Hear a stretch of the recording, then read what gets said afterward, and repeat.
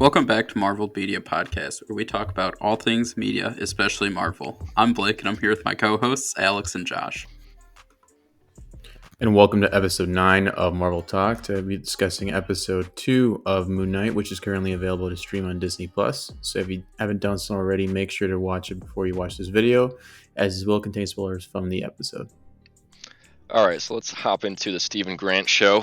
All right, so overview of the episode. I mean, we got to learn more about Mark a tiny bit. He wasn't in it as much as I was kind of hoping it would be this episode, but we got to learn more about also Stephen Grant. We got to see his suit this episode, which was really cool and nice. I loved his intro. As well as we got to kind of learn more about the conflicts between the gods and Khonshu's kind of goals, it seems like, and a bit more of Mark's past with him, even though it's still a bit of a mystery. Overall, that was a solid episode. What do you guys think? Yeah, I think it was a pretty solid episode too. If I were to compare the two episodes we've gotten, I think I would say I prefer the first one still, just ever so slightly. But no, it was dope. It was definitely more of like a backstory driven one where we're getting kind of a bit of everything, not just like one character. We got more about the main villain or the main antagonist, Arthur Harrow. We got to learn that he was the previous Moon Knight, Allegedly. but before Mark. Allegedly, Yeah. Well, that's still yet to be unraveled throughout the remainder episodes, but I did think it was kind of weird how he was pretty much saying the same thing that Khonshu was saying, like immediately after. It's like as if he already knew. But he could be, just playing Steven just to get, the scarab from him. But, of course, that's not how things play out. I don't know. I feel like this episode, they kind of shied away from showing Moon Knight even still, like even after his introduction in the last episode. I feel like I kind of wanted a little bit more of him. It was fine. You kind of saw Steven kind of conflicting, him not wanting to give Mark reins to the body back. But I don't know. I feel like at some point, especially once him and Layla, that they went into that like room, I guess, and they locked themselves in. I thought when the jackal was like starting to break through, I thought, surely he was gonna say, fuck it, I'm just gonna let him take over and let him fight this thing. But I mean, props to the character itself of Steven. He still like kept to what he wanted to do, and we got Mr. Knight, which is cool to see. I've seen from because usually after each episode, I kind of go on Twitter to kind of see what people thought of it as well. And it's kind of torn on the Mr. Knight thing. Now, I myself have never really read the comics for Moon Knight, nor did I know anything prior to this actual show. And I don't think you guys did either. So in terms of the first introduction to Mr. Knight, I thought it was fine. I mean, it fit, like the story itself, it fit that it was actually Steven in control of that, of the suit, not Mark. That's why, and the line's hilarious when Mark is in the shadow of the glass, and he was like saying, "What is this?" and Steven's like, "You said to summon the suit, so I summoned the suit." He's like, "Yeah, the suit for like the Khonshu has, not the psycho Colonel Sanders." I'm like, Yeah, I love that I whole was like, that's interaction. fine. That was dope. And then the way it all played out, it was fun. It was like a nice little extra that I never thought we would get, because that's not what, when I saw the character and all the promotional stuff, I didn't think that's the way they were gonna go. But in this case, I was fine with it. It was a little bit of comic relief in a moment where I didn't think they were going to use it. So, right. I don't know. That's just my 2 cents about it. I mean, I personally thought this episode was way better than the first one. I think this is one of the best episodes, period, from the MCU. I think it gave us basically everything. We got some backstory. We got some hints to where we're going in the future. We had actual serious, fighting moments and like more serious moments. We had, like you said, there's like funnier comic relief moments. Like you said, I liked that like Steven stuck to his guns in a way of not giving over control even in crisis. He was like, no, like I'm tired of this. And like that's what this whole episode is about. I thought Khonshu was great to see. He got more screen time. And he was actually Khonshu kind of reminded me almost of like Steven and Khonshu's was more like kind of like Venom and Eddie Brock's like relationship. Like when we first saw him when he got out of the car that he was kind of like kidnapped in a way. And he was talking to Arthur, and Khonshu just shows up right next to him. He's like, kill him, break his windpipe. Like, it just reminded me so much of, like, stuff I feel like Venom, like, said in the first one more compared to the second Venom. But, yeah, I thought their relationship was interesting. We got to see how Khonshu is basically a very manipulative person, demigod, god, whatever he technically is. I don't know if I believe that Arthur Harrow was, at one point, his avatar. I think that could have been just more of a, again, manipulative type move by Arthur. I loved how much, once again, Ethan Hawke got a really good amount of screen time. We got to learn more about him. I think he's killing it, and I hope we continue to keep him. But yeah, I love this episode. And like I said, I just loved how we got basically everywhere, or like everything in it. And I'm excited that potentially we're going to pick up pretty much right where we left off, Who knows if it is going to be exactly in that moment. But one thing that I thought was interesting in that ending shot of like Khonshu kind of, I don't know if you want to say teleports or they just like time jumped in a way to Egypt, is first like the camera's on the mirror and you saw him sitting in bed, but he like had his knuckles were bloody and stuff, but it was actually Steven who was in the bed. And then we see Mark is sitting on the floor drinking. So I thought that was kind of interesting that like Steven's hands were bloody and like the mirror was damaged. So like if it was almost like he tried to break out of the mirror as opposed to like Mark punching the mirror, as we saw him punch like at the end of the episode in London. I don't know. I'm interested. I really love the dynamic of Mark and Steven and like the whole being trapped thing. But I love this episode. I absolutely loved it. Yeah, I definitely agree with many things you said there. Ethan Hawke is killing the game, but I think also all the actors are doing phenomenal. I definitely like Layla. Yeah. The introduction to her was great. She seems like a badass character, and I can't wait to see more of her. But I definitely love the Steven and Mark interaction. I'm glad Steven, like you guys said, he didn't like break his ground, because if you think coming from Steven's perspective, I mean, like Mark is an intruder. So there's no reason for him at all to trust Mark. And Mark is all flustered because he's realizing this wall he built between the two is broken now. And now he's got his wife coming in, and he's trying obviously to protect his wife. And now he's trying to protect originally Steven, and now his wife's in the game. Everything's going to shit. And then he's also at the same time, there's so much on the line for him and Steven. So just the whole dynamic was done so well this episode. The writing is doing a great job, but I still love obviously Steven and Mark's interaction. Everything just kind of made sense. There wasn't any moment where I'm like, I didn't like that. Right. Every moment was like, okay, makes sense. I'm loving it. As well as the introduction. McDonald's? First sponsor of the show? I guess so.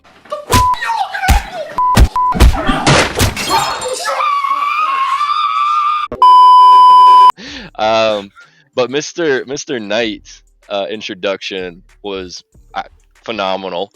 The fact that he just like bangs his head and then now he's in this badass suit. I love his look. And then like Alex said, the mirror scene was pretty funny and humorous. But them talking to each other. Then when he finally punches someone and is like, he's kind of just hyping himself up, which is great. Also, I want to know who in their like CGI department was like, we could totally save so much money right now if we just don't show the Jackal fight scene. It would be funny. Just don't show it, and we save so much money for the later scenes and later episodes. I'm like, what a genius. That man probably got paid that day. Well, overall, yeah, I like the episode. I think it's kind of on par with the previous one. I mean, we kind of knew we were going to get some background, but I think both the episodes are solid. So Right. I like where the trend is going for the series.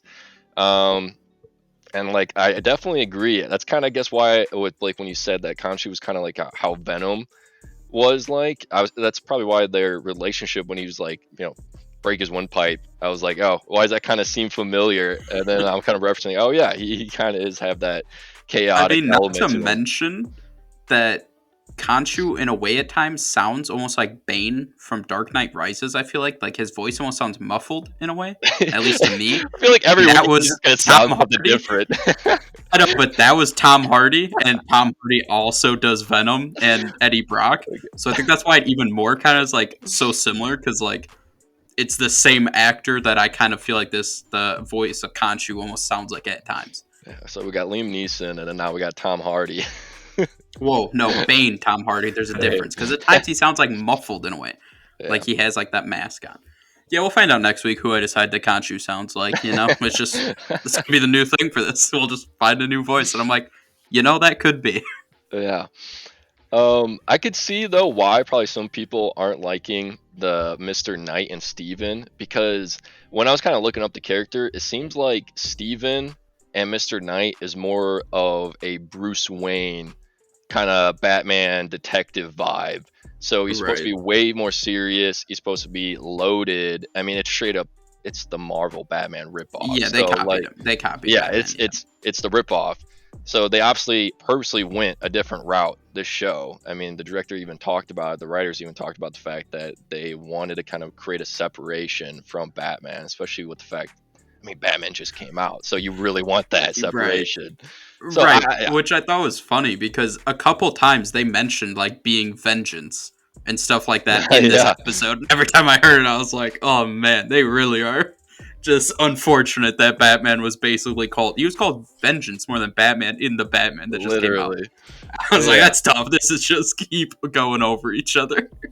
So yeah, that's why I totally support like the fact they changed it up. I mean, Steven is a great character, and then Mr. Knight, he was funny, and I think he's gonna grow into it, and I think we're gonna all eventually love him even more in the future. Right. I think that could be what they're kind of building towards, is that we're gonna get potentially at the end of the series, like whenever it like concludes, of maybe Mark does it actually is his final mission for Khonshu. We kind of see the Marc Spector and that Moon Knight kind of almost not die off, but be done. And then Moon Knight is more Stephen Grant, and he switches into the Mr. Knight, and he just has that confidence in himself. He kind of like learns in a way from Mark that his body, he's able to do this stuff, and maybe it's just the confidence. Because like you said, like when he threw that punch, like obviously he has superpower because he's super strong. He like bent the one car's like bumper, and then he obviously threw that punch and like messed up the Jackal. So, like, I think maybe they are going to go more towards, like, Steven kind of learns confidence, and that goes into Mr. Knight, and Mr. Knight is more of... Mr. Knight and Steven is kind of more Moon Knight, as opposed to, like, Marc Spector and that Moon Knight with that different armor, like, suit, potentially. Yeah, I actually think... That's true. Like, or they could keep both. Yeah, I was thinking they're going to keep both, because it's... Especially at the more end of, like, the episode, Mark was talking... to God, what's the god's name again? Khonshu. Khonshu. Hey, he was talking and he was like, you know who my next one will be, and you won't like that. And like it was kind of hinting, foreshadowing, like you're not going anywhere soon. So I think actually at the end we're probably going to just see a hybrid tag team of them together working for common goals. I mean, they're going to turn more of a team basically. That's what I expect is going to happen. And Steven's going to get his confidence. I hope so. Thing that they're chasing after. What's that called? The Scarab? Yeah, the Scarab. Now we know what its purpose is. I don't know if they mentioned that in the last episode. Right. No, it points to the god Amit, the one that Arthur Harrow is the avatar of. Yeah. Yeah.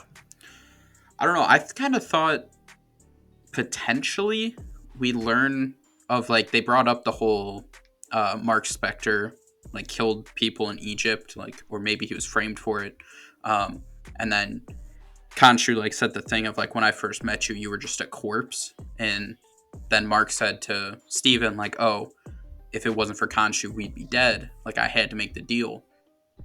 I'm kind of wondering if Mark didn't actually kill those people, and he was kind of framed for it, potentially by Arthur. Well, if Arthur was actually a Moon Knight beforehand, or, an avatar to Khonshu, maybe they were in Egypt together, of some sorts, and Khonshu had him kill those people, and they left, Mark for dead to think, maybe he was going to die there. And then Arthur maybe got close to the tomb, and somehow he switched to be on Amit's side, and then Khonshu was left without an avatar, so then he just was like, oh, we just killed a bunch of people, let me go see this guy's skilled and try to like make a deal with the devil kind of thing. I'm wondering if we're going to kind of get to see.